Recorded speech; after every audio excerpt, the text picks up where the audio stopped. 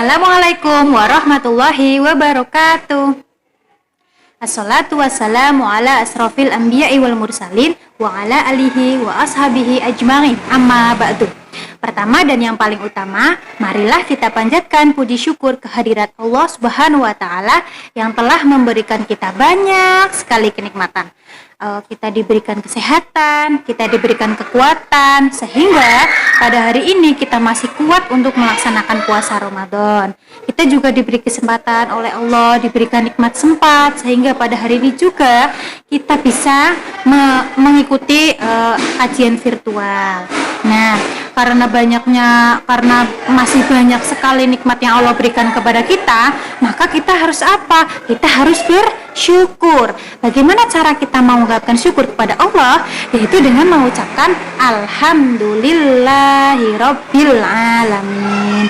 Ya, jangan lupa ya, tetap mengucapkan Alhamdulillah ketika diberi nikmat oleh Allah. Dan tak lupa salam serta sholawat tetap tercurah kepada Nabi panutan kita, Nabi Muhammad Sallallahu Alaihi Wasallam. Nah, pada kesempatan kali ini, Ustadzah akan menyampaikan tentang menghidupkan bulan Ramadan dengan sunnah-sunnah berpuasa. Nah, sebelum Ustadzah menyampaikan beberapa sunnah berpuasa dalam berpuasa, Ustadzah mau tanya dulu nih, sunnah itu artinya apa ya? Ada yang tahu tidak? Nah, jadi sunnah itu merupakan segala sesuatu yang pernah dikatakan, dilakukan, dan diperintahkan oleh Nabi Muhammad Sallallahu Alaihi Wasallam. Jika kita melakukannya, maka kita akan mendapatkan pahala. Tapi jika kita tidak melakukannya, kita pun tidak berdosa, tapi kita akan rugi. Seharusnya mendapatkan pahala, tapi malah kita tidak melakukannya, jadi kita rugi. Jadi lebih baik kalau kita ingin mendapatkan pahala yang lebih, maka kita melaksanakan sunnah-sunnah tersebut. Nah, kira-kira apa saja ya sunnah-sunnah dalam berpuasa? Ustazah mau menyebutkan nih. Yang pertama, sunnahnya yaitu memakan sahur. Nah, memakan sahur. Sahur itu merupakan sunnah loh. Jadi Nabi Muhammad Shallallahu Alaihi Wasallam menganjurkan kepada siapa saja orang yang hendak berpuasa, maka dia agar makan sahur. Nah, kenapa kok harus makan sahur? Karena di dalam sahur itu ada atau terdapat sebuah keberkahan. Seperti dalam hadis riwayat Bukhari dan Muslim yang artinya makan sahurlah, karena sesungguhnya pada sahur itu terdapat keberkahan. Jadi keberkahan yang dimaksud itu adalah apa? Kalau kita makan sahur, kita akan kuat menjalankan puasa dari terbit fajar hingga terbenamnya matahari. Jadi kalau kalian merasa malas untuk sahur, mungkin kalau dibangunin bunda rasanya itu ngantuk sekali, jadi mau sahur itu malas, pinginnya tidur. Maka kalian harus ingat, kalau kalian tidak sahur, bisa jadi nanti puasanya tidak kuat. Terus apalagi ya? Kalian tidak mendapat keberkahan gitu. Jadi kalau dibangunin ibu atau bunda, ya usahakan kita mau bangun. Nah, kalau misalnya ngantuk banget nih, jadi bisa habis bangun terus cuci muka dulu, cuci tangan.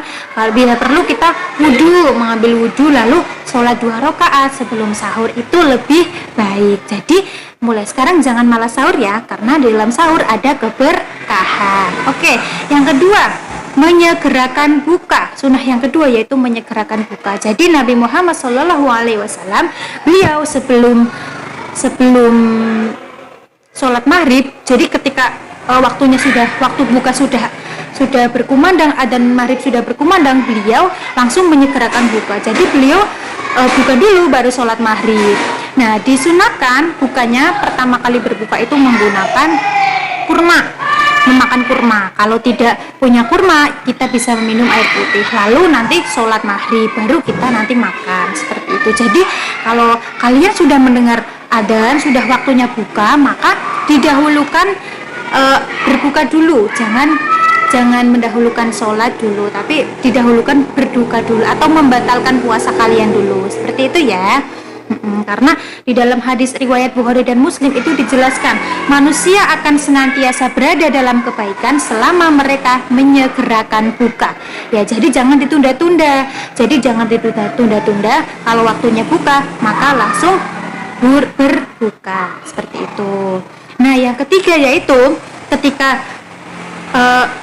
waktunya berbuka, kita dianjurkan untuk berdoa ketika berbuka. Nah, jadi berdoa ketika berbuka itu adalah salah satu doa yang mustajab atau tidak akan ditolak. Dalam hadis riwayat Tirmidzi itu dikatakan ada 3 orang yang doanya tidak akan tertolak. Yang pertama, pemimpin yang adil. Yang kedua, orang yang berpuasa ketika ia berbuka. Yang ketiga, doa orang yang terdolimi. Jadi ketiga ini adalah 3 orang yang tidak akan ditolak doanya. Jadi salah satunya tadi ya, doa orang yang sedang berbuka. Jadi itu adalah salah satu doa yang mustajab. Lah, soli hadis ini semuanya sudah hafal ya, doa berbuka puasa. Yo, yang belum hafal siapa? Yuk kita ucapkan bersama-sama, doa berbuka puasa. Dhahabal dhama'u wa btalatil uruqu wa thabatal ajru insyaallah.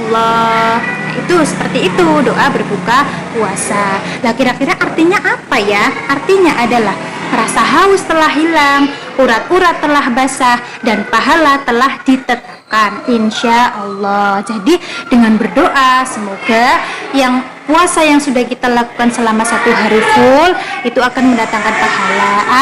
Amin. Nah, terus selanjutnya apa? Selanjutnya memberi makan orang yang berbuka.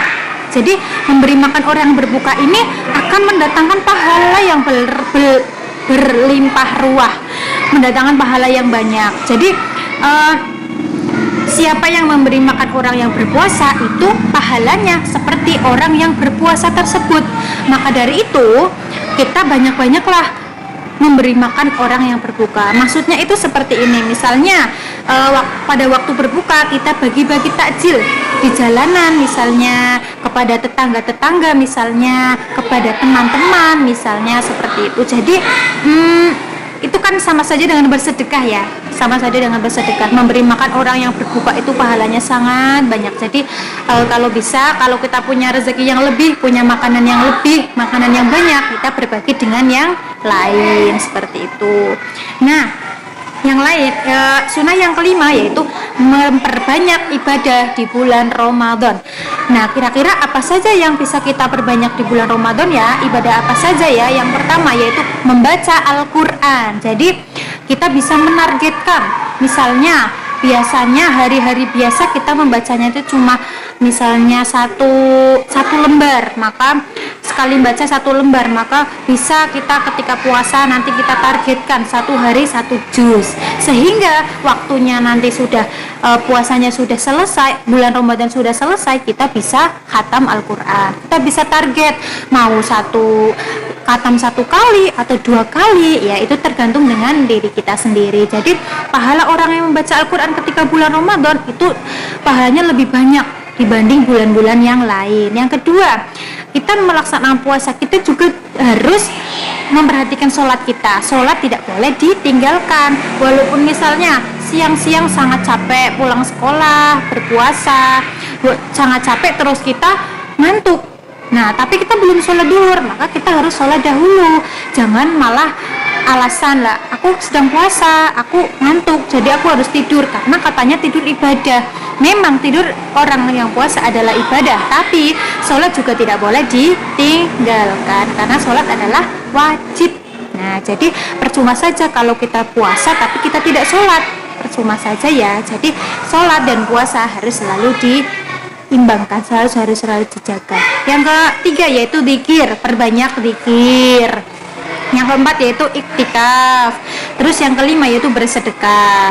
Bersedekah di bulan Ramadan juga pahalanya banyak. Tadi seperti kita memberi makan orang berpuasa juga itu namanya bersedekah ya, pahalanya banyak. Terus bersedekah misalnya ke masjid, kita menyumbang atau infak di masjid, atau infak di sekolah, infak dimanapun, atau memberi suatu kepada orang yang membutuhkan, itu namanya sedekah. Dan di bulan Ramadan itu pahalanya dilipat gandakan. Maka dari itu, maka marilah kita banyak-banyak bersedekah. Terus apalagi ya ibadah ya, ibadahnya kira-kira apalagi ya, berbuat baik juga merupakan ibadah. Jadi kita kan puasa itu kan lapar, haus. Kalau misalnya perbuatan kita itu tidak baik, maka hanya sia-sia, puasa kita hanya mendapatkan lapar, mendapatkan haus, terus pahalanya akan berkurang karena perbuatan kita yang kurang baik, mungkin perkataan kita yang jelek, perbuatan kita yang tidak baik, tidak bisa dikendalikan, maka itu akan mengurangi pahala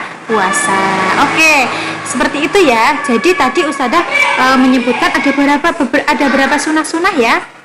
Ada 5 sunahnya, sunah dalam berpuasa. Yang pertama tadi memakan sahur, yang kedua menyegerakan buka, yang ketiga berdoa ketika berbuka, yang keempat memberi makan orang yang berpuasa, dan yang kelima memperbanyak ibadah di bulan Ramadan ya. Ustazah doakan semoga kita semua dapat melaksanakan sunah-sunah dan mendapat pahala, meraih pahala yang banyak di bulan Ramadan ini, dan istiqomah dalam berpuasa sehingga bisa full sampai 1 bulan. Nah, mungkin itu saja dari Ustazah. Sekian, wassalamualaikum warahmatullahi wabarakatuh.